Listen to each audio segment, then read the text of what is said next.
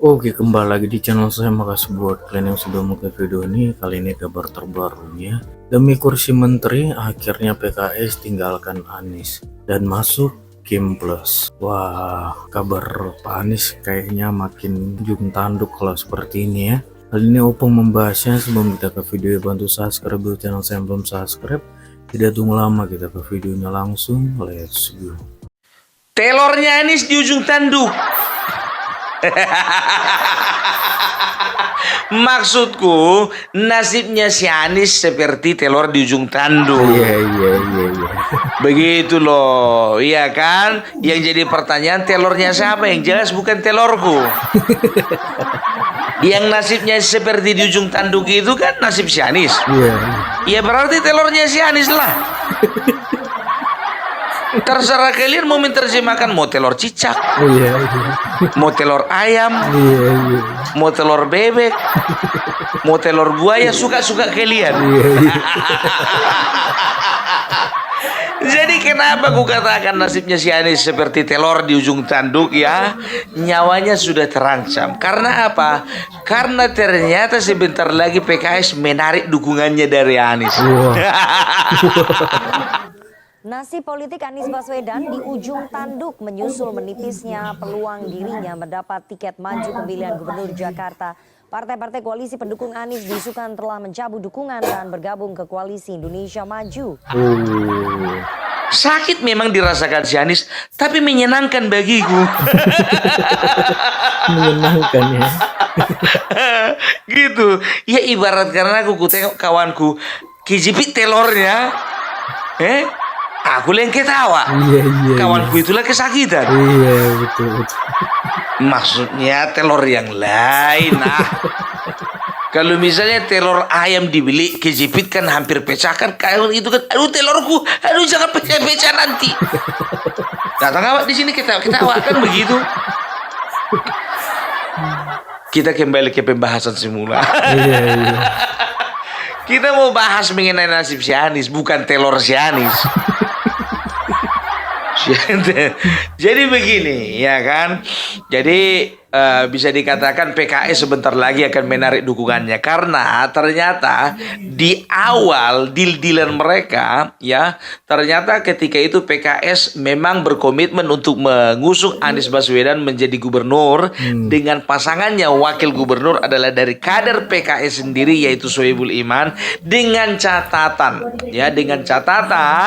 Anies ditugaskan untuk mencari partai lain untuk berkoalisi yang memenuhi kuota suara sampai 22 kursi. Nah, sampai sekarang tidak terpenuhi.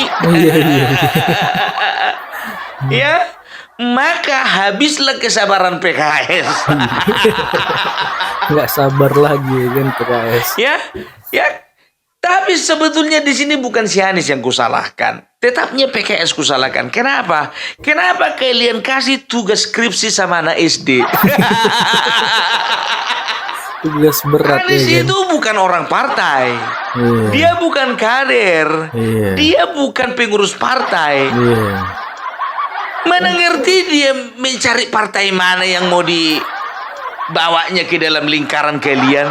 Betul juga. Kecuali kalau dia petugas partai, dia itu adalah pengurus partai. Ya, namanya kalau pengurus partai berarti dia punya koneksi dengan partai yang lain gitu loh. Makanya kalau untuk perkara ini nilai tawarnya sangat rendah itu si Anies.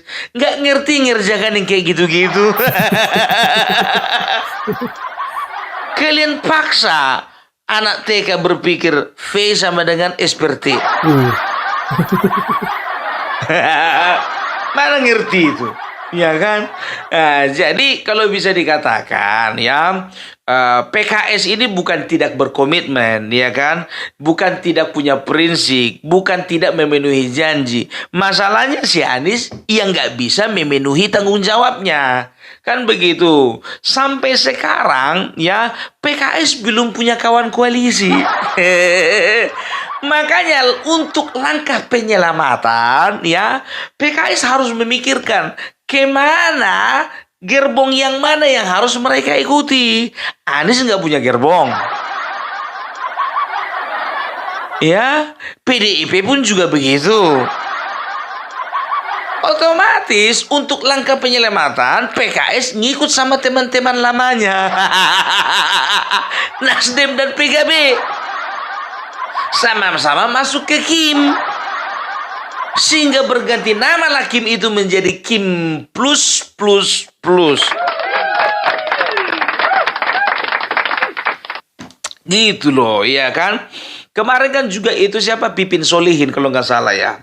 Mengatakan, dia juru bicara PKS, mengatakan bahwasanya ya kalau memang tidak ada lagi partai koalisi yang mengusung si Anies, kami pun tidak mungkin bisa mengusung si Anies. Ya mau tidak mau, kami akan merapat ke koalisi Indonesia Maju, kan begitu. Selalu ada kemungkinan.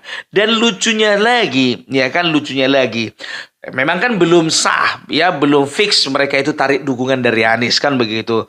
Tapi di tengah-tengah rencana mereka ingin menarik dukungan daripada Anies, ternyata mereka sudah menyiapkan 2 nama yang akan dijadikan calon wakilnya Ridwan Kamil. Apa nggak sakit kali perasaan si Anies begitu?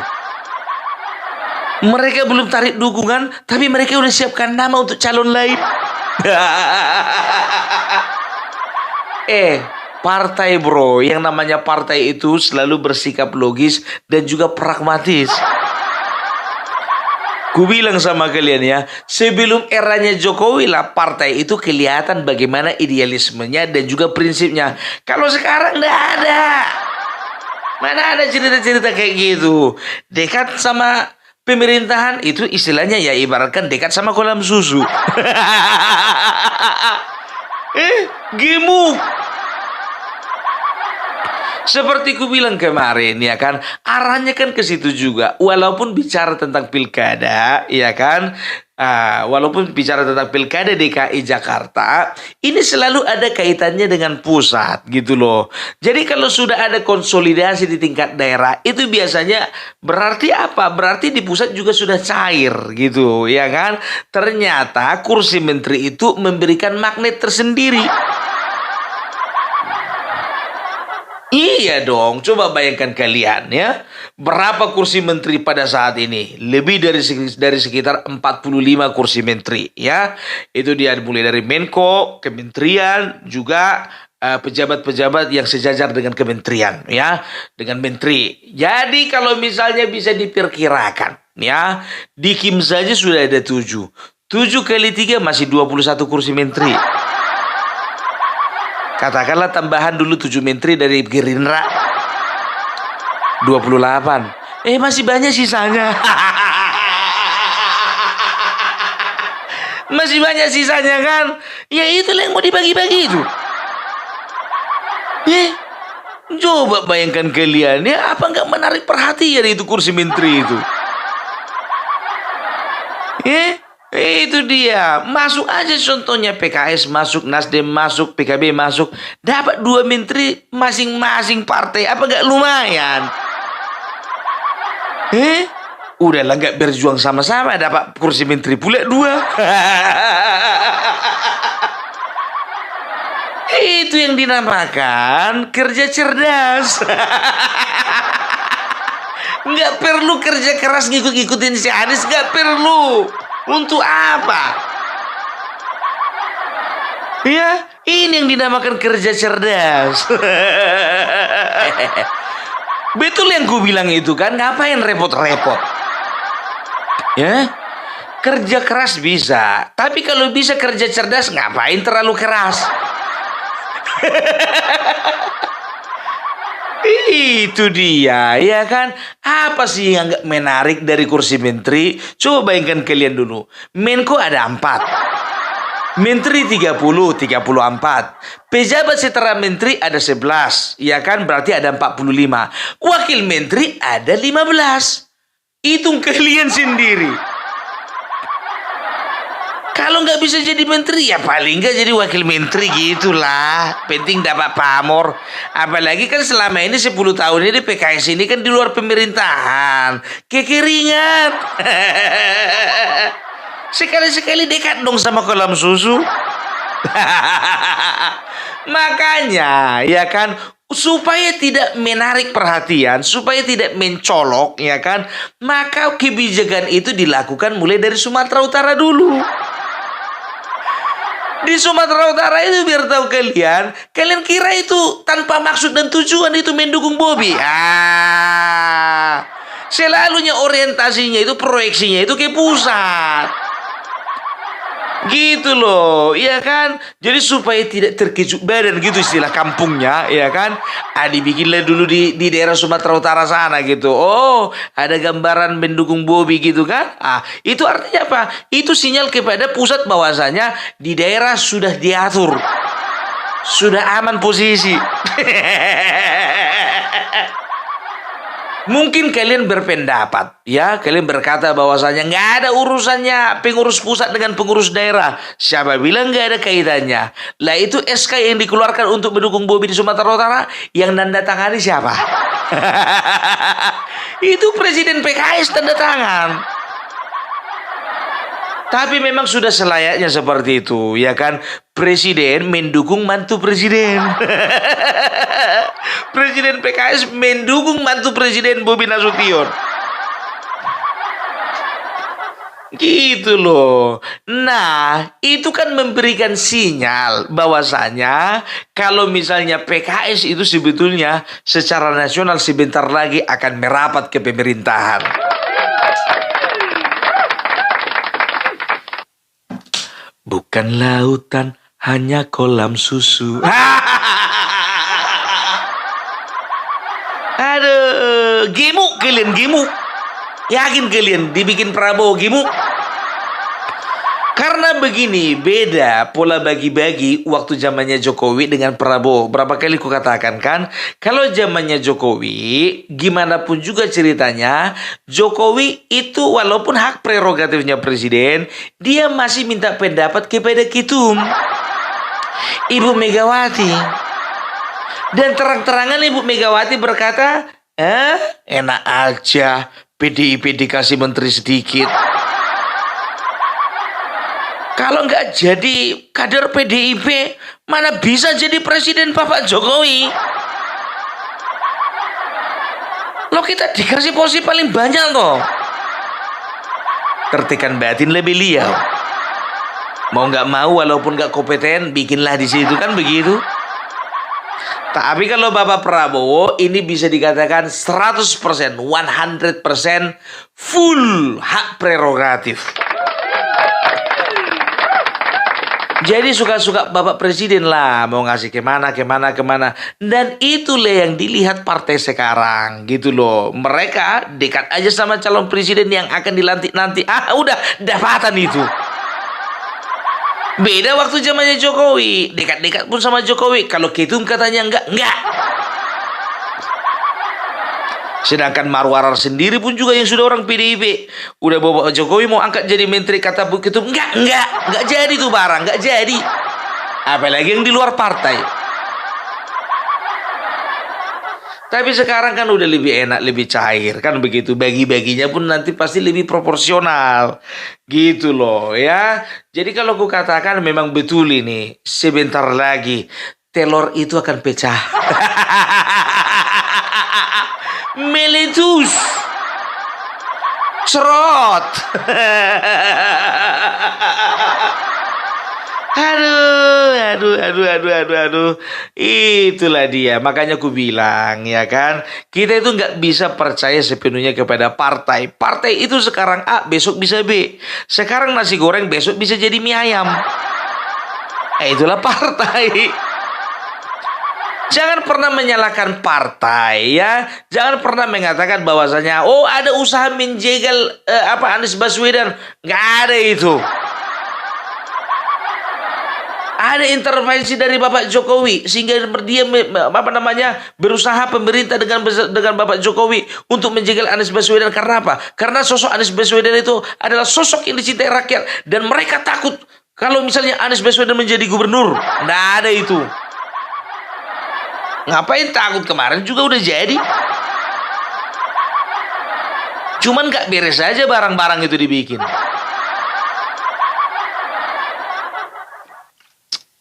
Markup dibilangnya kelebihan bayar. Baru lem apa? Lem Aibon. Gitu loh, ya kan? Nggak usah dulu tanya-tanya masalah Ahok, nggak terlalu menyenangkan itu untuk dibahas sekarang. Karena apa? Karena sampai sekarang pun juga belum ada deklarasi, belum ada pengumuman. Karena mau diumumkan percuma. Kenapa percuma? Belum ada kawan koalisi. Semua kawan-kawan udah pergi ke tengah-tengah. Gitu loh, ya kan? Jadi mati kutu dua-duanya ini. Ahok mati kutu, yang si Anies pun juga mati kutu. Ya kan? Jadi kalau bisa dikatakan yang namanya partai itu, ya kan selalu mereka itu berpihak kepada kemenangan. Bukan berpihak kepada yang mau menang. Belum tentu yang mau menang itu menang. Partai itu kan bisa dilihat itu, mana yang pasti menang. Makanya aku berani jamin Ridwan Kamil pasti menang. Karena apa? Arahnya sudah ke situ. Masa nggak peka sih kalian? Tapi pengamat politik. Ya, udah ke situ arahnya dah, ya kan? Bobby pun begitu juga, ya. Walaupun aku jujur saja tidak mendukung Bobby, tidak mendukung Nixon, tidak mendukung Edi Rahmayadi, tidak, ya kan? Tapi kalau ku katakan memang ya sudah menang dia itu si Bobby. Gitu loh, ya kan? Cemana mau dibilang lagi, ya kan?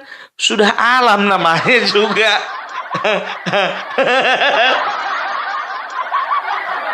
Alam itu. Kalau alam sudah berkehendak, ya, jadi itu barang, ya kan? Bobby Sumatera Utara, Ridwan Kamil di daerah Jakarta, Deddy Mulyadi di Jawa Barat, ya kan? Ahmad Lutfi di Jawa Tengah, Kofifa Indar Parawansa itu di Jawa Timur. Ya, coba perhatikan dulu kalian kata-kataku ini. Kalau memang ada meleset, koreksi kalian. Ya kan bicara kalau misalnya alam sudah berkehendak, ya sudah mereka jadi itu, nggak ada cerita. Bagaimanapun usaha kita untuk menjegalnya, bagaimana usaha kita untuk menghalanginya, nggak akan bisa. Semana mau dibilang, apalagi sosok-sosok yang dicintai rakyat. Gitu ya, jadi itulah dulu aku mau katakan sama Anies Baswedan, ya gimana pun juga ceritanya Amang, ku bilang sama kau, ya saya berlamang, nggak ada yang bisa terbikin kami untukmu Amang. Mau kami doakan pun percuma, kawanmu yang menjauh. Sudah tahunya aku kalau kau sudah berusaha sangat keras. Tapi ya itulah dia. Ya, sekeras-kerasnya kau berusaha. Lebih kerasnya ternyata kekuatan magnet dari kolam susu tadi. Ternyata lebih menggiurkan kolam susu yang sebelah. Aduh. Oh, ya, jadi udahlah kayak gitu ya Nis ya. Kalau aku bilang sama kau ya, nggak usah maksa kali lah. Kalau nggak sanggup mundur lah. Nggak usah dipaksakan. Kan bukan uangmu juga yang habis.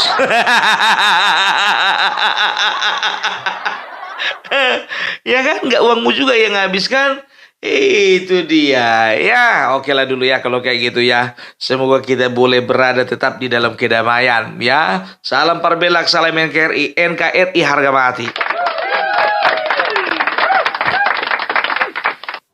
Nasib politik Anies Baswedan di ujung tanduk menyusul menipisnya peluang dirinya mendapat tiket maju pemilihan gubernur Jakarta. Partai-partai koalisi pendukung Anies diisukan telah mencabut dukungan dan bergabung ke koalisi Indonesia Maju. Bagaimana pertaruhan politik Anies Baswedan jika gagal mendapat tiket maju Pilgub Jakarta? Sore ini kita akan membahasnya dengan juru bicara Anies, Sahrin Hamid, dan Direktur Eksekutif Trias Politika Agung Baskoro. Selamat sore Bapak-Bapak. Sore Mbak Nana. Saya mau ke Bang Sarin terlebih dahulu. Bang Sarin, isu penjegalan terhadap Anies Baswedan semakin kencang berhembus. Apakah dari pihak Mas Anies mengakui bahwa akhir-akhir ini komunikasi politik dengan partai-partai ada perubahan sikap memang? Yang pertama bahwa kami justru melihat tidak ada perbedaan sikap sama sekali. Karena kita tahu bahwa sampai dengan saat ini justru partai-partai yang telah menyatakan sikap secara resmi mendukung Anies Baswedan sebagai calon gubernur, nah itu tetap pada sikapnya. Baik itu PKS, baik itu Nasdem maupun PKB yang sudah disampaikan oleh pimpinan wilayahnya. Jadi kami melihat bahwa posisi itu sampai sekarang ini tidak ada perubahan apapun. Dan kami sangat optimis bahwa kesepakatan di tingkat partai politik yang mendukung Anies Baswedan ini akan terus berlangsung sampai dengan pada fase pendaftaran di KPU pada tanggal 27 sampai dengan 29 bulan Oke, ini. kalau memang tidak ada perubahan sikap, kenapa SK rekomendasinya belum diberikan kepada calon Anda? Ya, memang kan saat ini kita tahu bahwa dari masing-masing partai pengusung yang telah mengusulkan itu kan memiliki tentunya aspirasi. Nah, aspirasi ini kan pada fase berikutnya kan harus didudukan secara bersama. Kita tahu bahwa PKS menyampaikan aspirasinya terkait dengan dukungan Anies dan juga Sohibul Iman, begitu pula PKB yang tidak memberi catatan dan Nasdem yang juga memberikan catatan bahwa wakil tidak mesti dari Nasdem. Nah ini kan tentunya sudah harus pada fase untuk menyamakan persepsi. Oke. Kesepakatan menjadi bersama selanjutnya adalah langkah-langkah yang lebih tindak lanjut daripada apa yang telah menjadi kesepakatan bersama tersebut. Tinggal 20 hari lagi, tapi partai-partai ini belum duduk bersama untuk membahas deklarasi mengusung Mas Anies dan juga wakilnya. Apa yang mengganjal? Kenapa nggak ada pertemuan duduk bersama nih? Ya, memang komunikasi di antara partai terbangun. Misalnya komunikasi antara PKS dengan Nasdem terbangun, begitu pula dengan PKB. Hanya memang menjadi sebuah kesepakatan langkah bersama, langkah ya. Artinya kalau dari sisi kesepakatan untuk bahwa calon gubernurnya adalah Mas Anies Baswedan, nah ini semua sama-sama sudah sepakat. Nah, begitu pula terkait dengan persetujuan Mas Anies tentang wakil dari PKS yaitu Sohibul Iman. Ya. Nah, emang ini pada tahap yang lebih operasional selanjutnya tentunya yaitu teknis bagaimana mendaftarkan pasangan ini. Oke, Mas Agung ya, saya sangat kagum dengan optimismenya Bang Sahrin karena informasi yang kita dengar dan yang saya lakukan wawancara dengan beberapa elit begitu ya, terutama elit PKS, elit Nasdem dan juga elit PKB itu berkebalikan dengan apa yang disampaikan oleh Bang Sahrin tadi. Apakah Anda menilai bahwa memang ada upaya untuk mencegah, untuk menjegal dan mencegah Anies Baswedan maju di Pilkada Jakarta? Ya, kelihatan sekali sebenarnya ketika memang PKS sudah merubah sikapnya secara perlahan. Itu bisa ditunjukkan dari PKS dan terakhir ketika dalam beberapa hari terakhir ya PKS kemudian sudah memberikan deadline yang tidak mampu dipenuhi oleh Mas Anies 40 hari dan itu waktunya 4 Agustus kemarin. Nah, saya dalam tanda petik sudah diterima dan dalam beberapa hal nama-nama yang akan mendampingi RK justru muncul dan menguat dari PKS. Ya, muncul nama Pak Suswono, nama Pak Ahmad Saiku dan seterusnya. Sehingga kalau tadi Mas Sahrin bilang semuanya dalam kondisi baik-baik saja, justru tidak baik-baik saja. Kalau merasa baik-baik saja saya kira kontradiktif dan memang harusnya sudah ada rekomendasi yang diterima karena kami misalkan Lembaga Trias Politika Strategik mengurusi beberapa rekomendasi dan itu dimulai dari survei dan untuk beberapa pilgub itu sudah menerima rekomendasi semua dan di Jakarta dalam konteks ini belum mendapati itu seperti itu Mbak Dana. Oke, saya tegaskan sekali lagi Mas Agung bahwa informasi Anda dengan informasi yang diterima oleh wartawan itu sama ya, bahwa PKS sendiri menyiapkan alternatif nama Pak Suswono, mantan Menteri Pertanian di era Pak SBY untuk mendampingi Ridwan Kamil, artinya bergabung dengan Koalisi Indonesia Maju Plus, begitu ya? Dan Pak Saiku juga. Oke, jadi ada 2 nama yang diusulkan PKS sebagai alternatif mendampingi Ridwan Kamil. Iya, Suswono dan Ahmad Saiku, Presiden PKS, begitu ya Mas Agung ya, informasinya sama ya? Oke, saya mau ke Bang Syahrin terlebih dahulu. Bang Syahrin, tadi menurut Mas Agung bahwa kondisinya tidak baik-baik saja bagi Mas Anies. Bahkan selain PKS, kami juga mendengar bahwa Nasdem, Ketua Umum Partai Nasdem Pak Surya Paloh sebetulnya sudah berpamitan dengan Mas Anies Rabu pekan lalu di Nasdem Tower untuk tidak jadi mengusung Mas Anies. Ya, jadi yang pertama kami ngeluruskan dulu ya, bahwa terkait perbincangan antara PKS dan juga Mas Anies, yaitu terkait dengan ya mungkin lebih kepada kami sebut timeline ya, pada tanggal 4 Agustus itu lebih kepada bagaimana persetujuan Mas Anies terhadap proposal yang diajukan oleh PKS, yaitu Anies Sohibul Iman. Dan tidak sampai dengan tanggal tersebut, justru ketika pertemuan itu disampaikan, 1 hari setelah bertemunya Mas Anies dengan Mas Sohibul Iman di Jakarta di bulan Juli, itu besoknya langsung disampaikan kepada Pak Presiden PKS bahwa Itu di bulan Juli, ini ini situasinya udah Agustus Bang Syahrin. ya, itu bulan Juli. Artinya bahwa tidak lama setelah itu sudah dijawab oleh Mas Anies. Artinya tidak menunggu lama untuk menjawab itu. Oke. Nah, sekarang ini kan sudah Agustus, artinya bahwa apa yang menjadi timeline yang disampaikan oleh Presiden PKS itu dijawab oleh Mas Anies pada bulan Juli. Artinya bahwa ya tidak melewati batas waktu yang sudah disampaikan. Oke. Terus yang kedua, bahwa kita tahu sampai dengan saat ini kan tidak ada sikap resmi yang membatalkan apa yang telah disampaikan oleh partai-partai tersebut.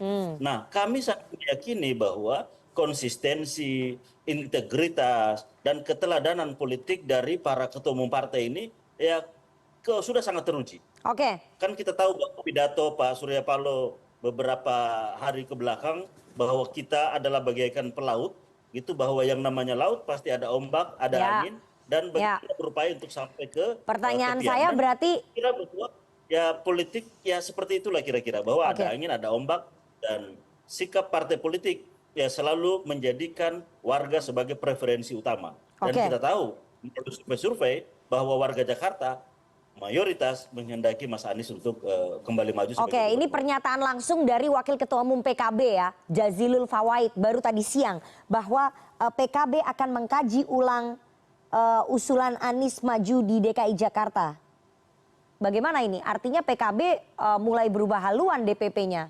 Akan mengkaji ulang pencalonan Mas Anies di Jakarta, Bang Syahrin. Baik, kan gini, namanya keputusan itu kan ada proses mengkaji, ada proses membahas tentunya, ada proses internal, ada mekanisme. Itu wajar bagi setiap partai dalam sebelum memutuskan sesuatu pasti melalui proses kajian. Dan kita tahu bahwa semua partai ketika menyampaikan sikap resminya sebagai official, itu adalah sikap resmi partai, pasti sebelumnya diawali dengan proses kajian. Nah, sehingga bahwa ada perkembangan, ada dinamika, sehingga itu harus dilakukan pengkajian. Nah, ya bagi kami itu adalah sebuah proses yang wajar yang ditempuh oleh setiap partai politik dalam memutuskan, dengan tentunya melalui mekanisme internal partai masing-masing.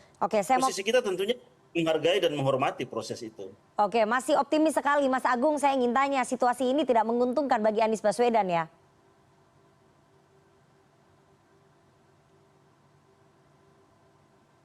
Persis Mbak, karena kan memang saya sering menyampaikan di luar last minute management yang terjadi di Pilkada DKI, kita harus paham bahwa ada residu politik nasional yakni Pilpres 2024. Nah, di titik ini memang Anies dan Mas Syahrin harus seatraktif mungkin menarik perhatian partai agar apa? Agar wacana Kim Plus ini tidak terlalu menghegemonik gitu. Karena kalau misalkan pasif atau bermain di panggung belakang saja, maka lambat laun ya anggota koalisi perubahan tadi akan melebur dan menjadi Kim Plus itu. Dan PKS hari ini sudah memberikan kode keras sebenarnya ketika deadline 4 Agustus itu tidak dipenuhi dengan paket aman ya Mbak. Jadi kalau misalkan paket aman ini nggak bisa dulu masuk, paket yang 4 Agustus itu sudah dipenuhi di bulan Juli. Jadi tidak melewati itu. Karena bulan Juli 1 hari karena kursinya tidak cukup Mas Syahrin. Hanya kursi Hanya PKS 18. saja.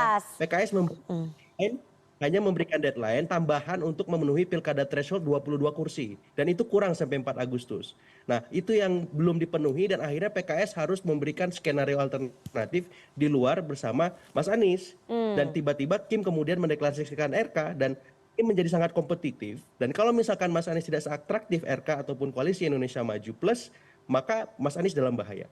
Oke, jadi memang situasi ini tidak menguntungkan bagi Anies Baswedan. Saya ingin tanya, dengan situasi yang tidak menguntungkan ini, Bang Syahrin, kalau PKS, PKB, PKS, kalau Nasdem, PKS, dan PKB check out, apakah pihak Mas Anies akan mencoba menjalin komunikasi dengan PDI Perjuangan? Meskipun kursinya Ya, PDIP juga nggak cukup ya? Ya, kalau komunikasi, saya kira sampai saat ini kan ada 3 partai itu, dan juga ada komunikasi dengan PDI Perjuangan tentunya. Dan ini Oke. kan masih berjalan terus komunikasi itu. Dan kami sangat meyakini bahwa pimpinan partai kita ini sudah teruji bagaimana komitmennya terhadap demokrasi dan bagaimana menghadirkan begitu banyak pilihan Bang kepada Syahrin, kita warga. bicara skenario yang paling buruk ini, kalau mereka check out. Jadi gimana komunikasi dengan PDI Saya kira gini, Perjuangannya?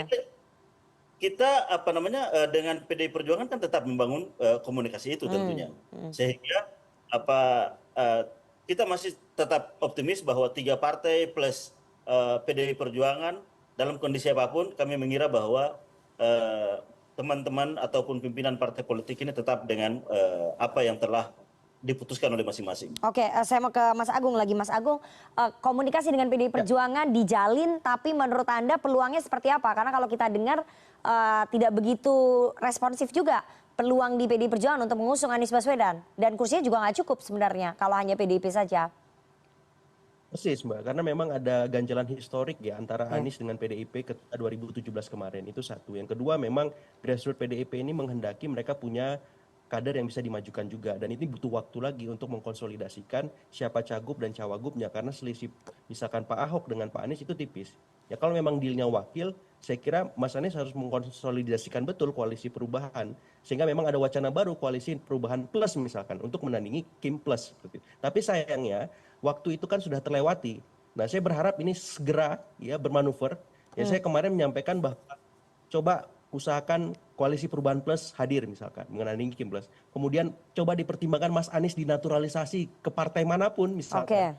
Karena nggak bisa netral seperti ini posisi Mas Anies, karena kan kalau misalkan salah melangkah di detik-detik seperti ini, saya kira Mas Anies bisa terancam untuk tidak bisa maju di pilkada, walaupun itu masih kemungkinannya ada ya, karena KPU baru membuka pendaftaran 27 sampai 9 Agustus. Tapi jangan terlalu lama ini, karena di belakang panggung ini Kim Terus Plus berjalan ya. 2-3 hari akan deklarasi dan berproses apa saja. Ya, apakah PKB, apakah Nasdem. Nah, krusialnya kalau PKS masuk.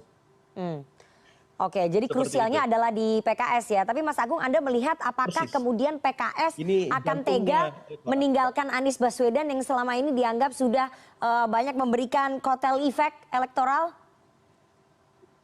Kenapa tidak? Karena PKS mendapatkan paling sedikit kotel efek di Pilpres kemarin. Kedua Nasdem, kedua PKB, ketiga PKS. Buat PKS secara rasional, Mas Anies bukan kader. Kecuali Mas Anies kadernya PKS. Itu ada alasan kuat bagi PKS untuk menolak Kim Plus. Tapi kalau Mas Anies masih seperti sekarang, mohon maaf lahir batin Bang Syahrin. Oke, maksudnya seperti sekarang apa? Harusnya Mas Anies masuk ke partai gitu Mas Agung? Kondisi seperti ini mengharuskan seperti itu mestinya.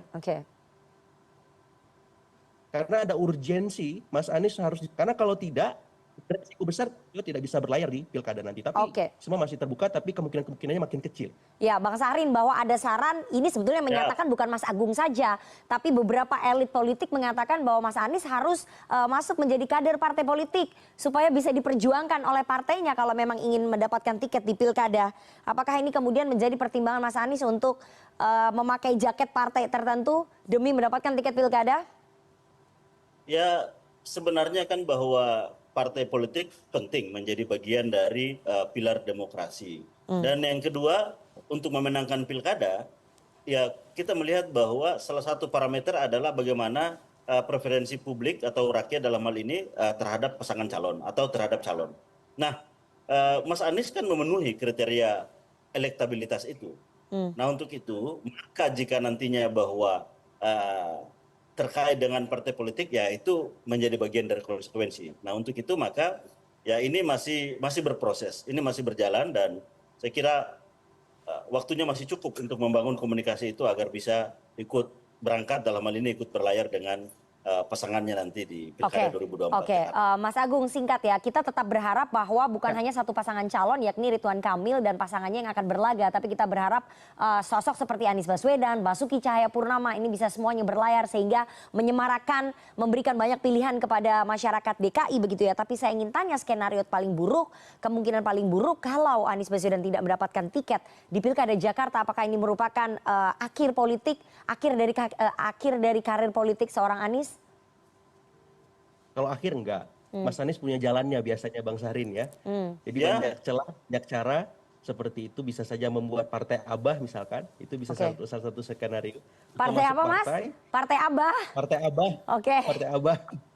Misalkan ya masuk partai yang sudah ada dan seterusnya dan seterusnya. Saya kira politisi punya banyak jalan dan saya kira Pilkada DKI bukan segalanya seperti itu Mbak Nana. Oke, seperti kata Winston Churchill, dalam kehidupan Anda bisa mati sekali dan hidup sekali, tapi dalam politik Anda bisa mati sekali dan hidup berkali-kali. Jadi kalaupun Mas Anies tidak mendapatkan tiket di Pilkada Jakarta, ini bukan merupakan akhir dari karir politik seorang Anies Baswedan ya.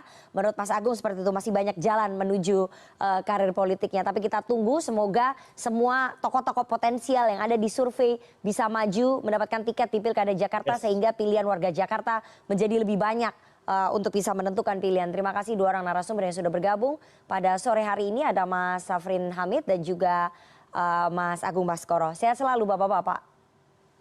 Siap, terima kasih. Oh gitu dia kabar terbaru ya terkait Pak Anies ya yang mulai berat untuk maju di Pilgub DKI Jakarta. Wah, kita tunggulah kabar terbarunya bagaimana ya.